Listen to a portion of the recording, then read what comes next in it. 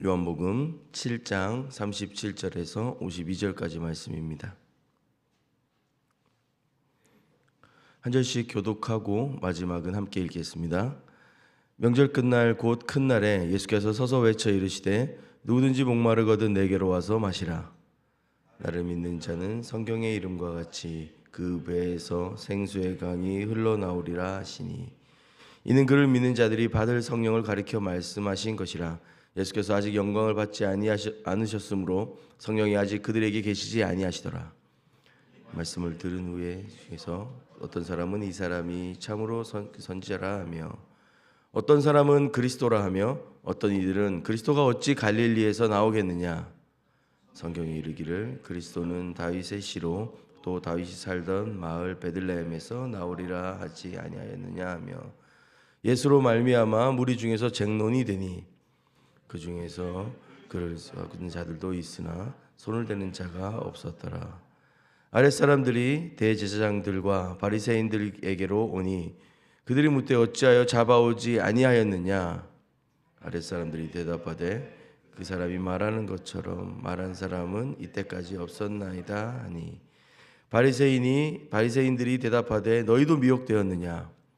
당국자들이나 바리새인 중에 그를 믿는 자가 있느냐. 율법을 알지 못하는 이 무리는 저주를 받은 자로다. 그 중에 한 사람 곧 전에 예수께 왔던 니고데모가 그들에게 말하되 우리 율법은 사람의 말을 듣고 그 행한 것을 알기 전에 심판하느냐.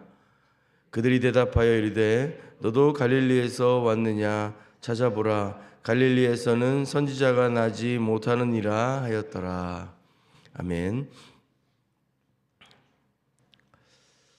지난 본문 요한복음 7장 25절에서 36절에서 우리는 초막절 명절 한가운데에서 논쟁하는 공중들과 예수님의 이야기를 보았습니다.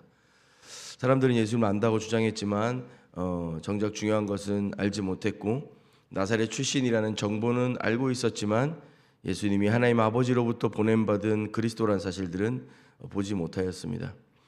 오늘 본문은 그 논쟁의 마지막 날, 어쩌면 절정의 순간인지도 모르겠습니다. 초막절, 명절 끝날, 곧 큰 날이라고 지금 시간을 설명하고 있습니다. 이때는 일주일 내내 제사장들이 실로암에서 물을 길어다가 성전 제단에 붓던 물의 의식이 끝나는 날입니다. 그리고 이제는 그 물이 더 이상 부어지지 않는 여덟째 날, 바로 그 순간 예수께서 일어서서 말씀하시는 것입니다. 37절입니다. 명절 끝날 곧 큰 날에 예수께서 서서 외쳐 이르시되 누구든지 목마르거든 내게로 와서 마시라. 예수님은 지금 이 절기의 의식이 상징하던 모든 것이 자신 안에 성취되었음을 선포하고 계십니다. 초막절 물 의식을 조금 더 살펴보면요, 레위기 23장에 이 절기에 규정한 율법들이 있는데 제사장들이 매일 샘에 내려가서 주전자에 물을 채워서 성전으로 행진했어야 했습니다. 백성들은 나뭇가지 다발을 흔들면서 시편을 노래했고 성전 제단에 물이 부어지는 순간 함께 감사와 소망의 기도를 올렸습니다. 이 의식은 광야에서 그 반석으로부터 물을 내신 하나님께 감사하고 또 앞으로도 그 풍성한 물로 또 비로 함께 하실 것을 간구하는 것이었다고 합니다. 그런데 지금 예수님께서 외치신 날, 명절이 끝났고 이제 그 다음 날입니다. 그 마지막 날, 이 물 의식이 없는 날이었습니다. 이제 제단에 부을 물이 사라진 그 자리에 예수님이 서셔서 누구든지 목마르거든 내게로 와서 마시라 말씀하시는 것입니다. 여기서 누구든지는 조건 없는 보편적 초대입니다. 나이도 출신도 도덕적 자격도 묻지 않습니다. 오직 조건은 하나, 목마름입니다. 시편 78편에 광야에서 반석을 쪼개 물이 강처럼 흐르게 하신 하나님을 노래하고 에스겔 47장에 성전 문지방 밑에서 생수가 흘러나오는 환상을 기록합니다. 또 스가랴 14장에서는 생수가 예루살렘에서 솟아나 동해와 서해로 흐를 것이라고 예언합니다. 예수님은 바로 이 모든 예언들이 지금 자신 안에서 성취되고 있음을 선포하고 계십니다. 그 절기의 물은 상징이었으나 이제 진짜 생명수이신 예수 그리스도가 서신 것입니다. 38절에 보면 나를 믿는 자는, 예수님 이어서 말씀하십니다. 나를 믿는 자는 성경의 이름과 같이 그 배에서 생수의 강이 흘러나오리라 하시니. 이 말씀 두 가지를 동시에 담고 있는데, 하나는 나의 목마름이 채워지는 것입니다. 그리고 거기서 멈추지 않고 그 목마름을 해결하는 것을 넘어 흘러 넘쳐 갑니다. 내 배에서 강물이 흘러나가 주변을 적신다는 것입니다. 다른 이들의 목마름까지도 멈추게 하는 통로가 될 것이라는 것입니다.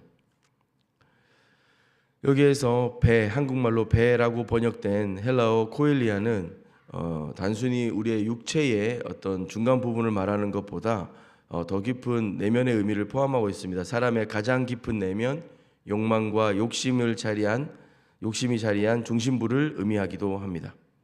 어쩌면 우리는 예수님을 믿고 그 은혜 가운데 살아가면서도 포기하지 못하는 자기 중심성이 강하게 우리 배 안에 자리하고 있는지도 모르겠습니다.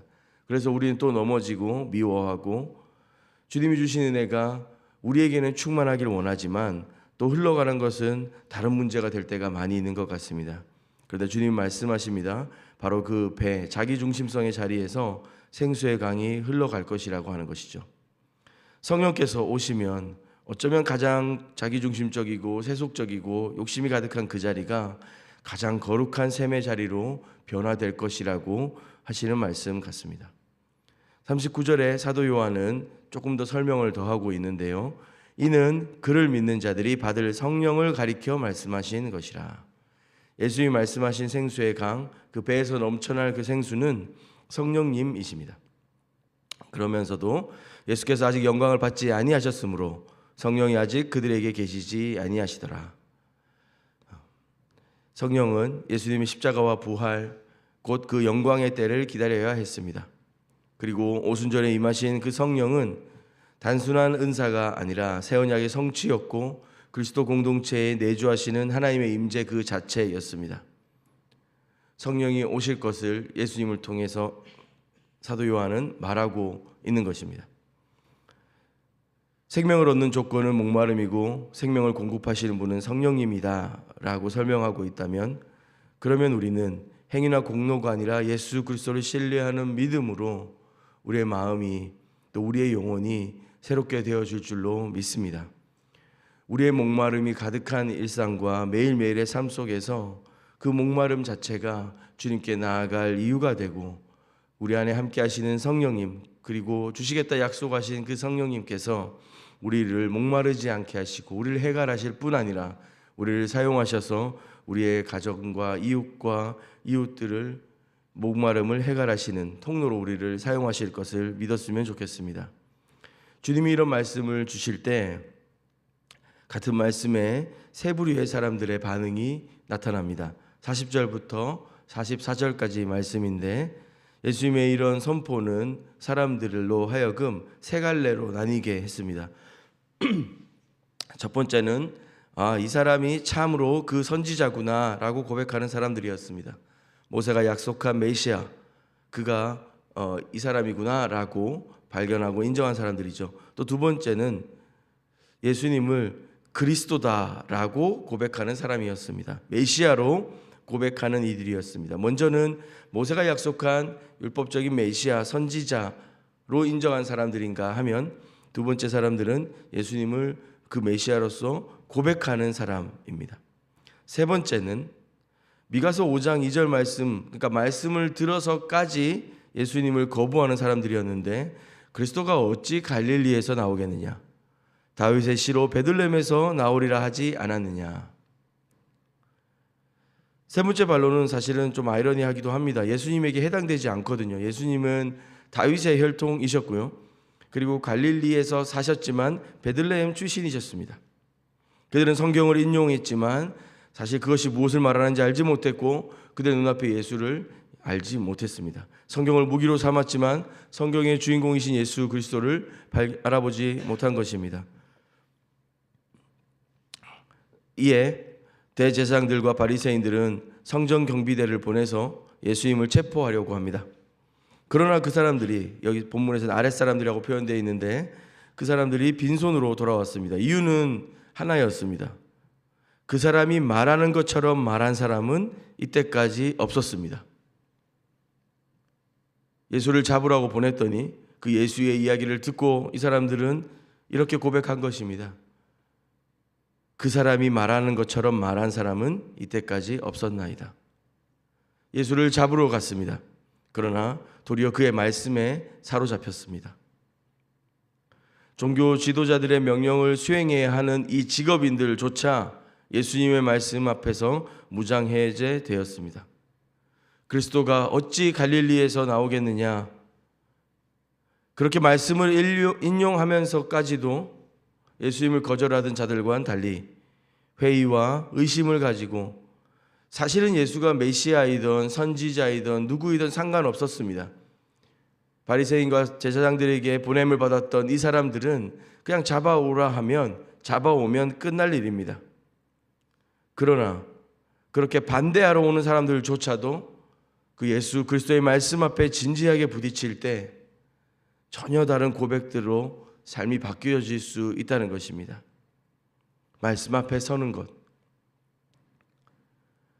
그로 인해 그 삶의 변화가 조금씩 일어나고 있는 한 사람의 이야기를 오늘 본문은 이어서 기록하고 있습니다. 바리새인들은 그 아랫사람들의 반응을 듣고 격렬히 화를 냅니다. 너희도 미혹되었느냐? 당국자들이나 바리새인 중에 그를 믿는 자가 있느냐? 율법을 알지 못하는 이 무리는 저주를 받은 자로다. 가장 성경을 잘 아는 자들이 율법의 이름으로 저주를 퍼붓고 있는데 그때 한 사람이 등장합니다. 50절입니다.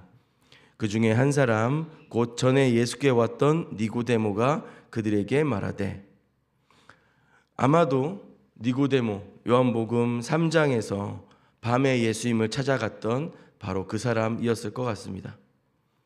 거듭나야 하리라 하는 그 말씀에 니고데모는 별다른 대답을 할 수 없었고 그냥 돌아왔지만 어쩌면 그 밤에 예수님과의 만남이 이 니고데모의 마음에서 아직 떠나지 않았던 것 같습니다. 이 험악한 분위기 속에 자신도 그냥 조용히 묻혀 있어야 했지만 분명하게 그는 말합니다. 우리 율법은 사람의 말을 듣고 그 행한 것을 알기 전에 심판하느냐? 예수님을 공개적으로 변호한 것이죠. 당시 바리새인이었고 공의회 의원이었던 니고데모의 이 말 한마디는 사실은 엄청난 용기가 필요했습니다. 속으로만 알아도 될 일입니다. 자기 가족만 조용히 믿어도 될 일이지만 이 사람은 이제 예수님이 누구이신지를 조금씩 알아가고 있었던 것입니다. 믿음이 싹 트고 그 안에 예수를 향한 확신과 믿음들이 자라기 시작할 때 니고데모는 그냥 있을 수 없었던 것입니다. 대적들은 니고데모에게도 조롱을 퍼붓습니다. 너도 갈릴리 사람이냐? 갈릴리에서는 선지자가 나지 못한다. 니고데모는 이후 예수님의 시신을 수습하는 자리까지 나아갑니다. 어떤 사람은 예수님을 만나면 그날로 AD와 BC 인생의 캘린더가 바뀌는 것처럼 삶의 변화를 경험하는 사람들이 있는가 하면 니고데모와 같이 예수님과의 만남들을 통하여서 한 걸음씩 한 걸음씩 그 삶이 바뀌어져 가는 것을 좀 보게 됩니다. 사실 우리는 서로의 믿음과 어쩌면 자기 자신의 믿음까지도 제대로 분별하고 판단하는 것이 쉽지 않을 때가 많이 있습니다. 그러나 우리 안에 씨앗을 뿌리시고 은혜 가운데 붙드시고 견인하시고 인도하시는 우리 주님을 신뢰했으면 좋겠습니다.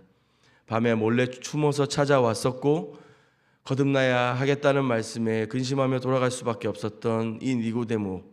그러나 그가 예수님이 위기에 처한 상황에 공개적인 변호로 자신의 신앙을 드러낼 뿐만 아니라 사실 이때는 완전한 자기 신앙을 표현하지 못했지만 예수님이 십자가에서 죽으시고 그 시신을 수습해야 하는 그 자리에 그 공개적인 십자가 자리에 니고데모가 나아온다는 사실들을 생각해 본다면 우리의 지금의 모습보다 더 크고 더 놀랍게 일하실 주님의 은혜를 기대하게 되고 믿음으로 한 걸음씩 자라갈 것들을 좀 기도하게 되는 것 같습니다. 말씀을 마무리하면서요. 우리의 목마름 가운데 우리를 부르시며 은혜로 우리의 목마름들을 해결하시는 예수 그리스도 앞에 엎드리는 하루가 되었으면 좋겠습니다. 또한 성령께 우리의 삶을 내어 맡기면서 성령님, 주님께서 우리의 삶을 온전히 인도하여 주십시오라고 우리의 삶을 내어드리는 하루 되면 좋겠습니다. 또한 그 은혜 안에 니고데모처럼 또 한 걸음 내딛으며 걸어가는 오늘 하루가 되었으면 좋겠습니다. 함께 기도하겠습니다. 생수의 근원 되신 하나님 아버지, 세상 누구도 알 수 없는 목마름으로 주님 앞에 나아왔습니다. 일도, 관계도, 건강도, 성공도, 우리 가정도, 그 어떤 나의 노력도 이 목마름들을 끝내지 못한 것 같습니다. 그러나 주님, 누구든지 목마르거든 내게로 오라 하신 주님 앞에 믿음으로 나아갑니다. 주님, 우리에게 약속하신 성령으로 말미암아 예수님을 믿음으로 우리에게 허락하여 주신 그 성령님 의지하며 메마른 나의 마음들, 내 배를 채워주실 뿐 아니라 나를 통하여 이 온 땅에 그 생명의 강물이 흘러가게 하여 주시옵소서. 나 혼자의 해갈에 만족하지 않고 주변의 목마른 영혼들을 이 생수로 해갈시키는 은혜가 있게 하여 주시옵소서. 우리의 작은 믿음들이 하루하루 자라갈 수 있도록 연약하고 부족하고 근심하고 의심하나 포기하지 않도록 주님 편에 서서 또 믿음으로 걸어가는 하루 되도록 주님 은혜로 붙잡아 주시옵소서. 예수님의 이름으로 기도합니다. 아멘. 우리 두 가지 좀 먼저 기도할 텐데요. 먼저는 개인과 가정을 위해서 기도하겠습니다. 가족들끼리도 서로 다 말할 수 없는 서로의 목마름들이 있습니다. 그것을 숨기거나 세상의 것으로 채우려 하지 않고 오직 주님 앞에 솔직하게 가져가는 그 믿음을 구했으면 좋겠습니다. 우리를 통해 주님이 주실 은혜를 갈망하였으면 좋겠습니다. 세상 다른 것이 아니라 다른 어떤 헛된 것들로 우리의 목마름을 해결하려고 하는 것이 아니라 예수님, 누구든지 목마른 자들 오라 불러주신 예수님으로 우리의 가정의 목마름들이 해결될 수 있도록 우리 가정의 중심 예수 그리스도 되시도록 기도했으면 좋겠습니다. 또한 이어서 기도하실 때 교회 공동체를 위해서 기도할 텐데요. 성령께서 우리 공동체를 새롭게 하시도록 구했으면 좋겠습니다. 목마른 이웃들에게 그 사랑의 초청장들을 전하는 공동체가 되고 니고데모와 같은 사람들이 많이 일어날 수 있도록 기도했으면 좋겠습니다. 또한 굳어진 편견과 아집이 아니라 오직 성령께서 새롭게 하심을 의지하며 주님의 일하심이 풍성하게 열매 맺는 교회 될 수 있도록 간구했으면 좋겠습니다. 두 가지 기도하신 후에 개인의 기도로 더 깊이 주님 앞에 나아가도록 하겠습니다. 함께 기도하겠습니다.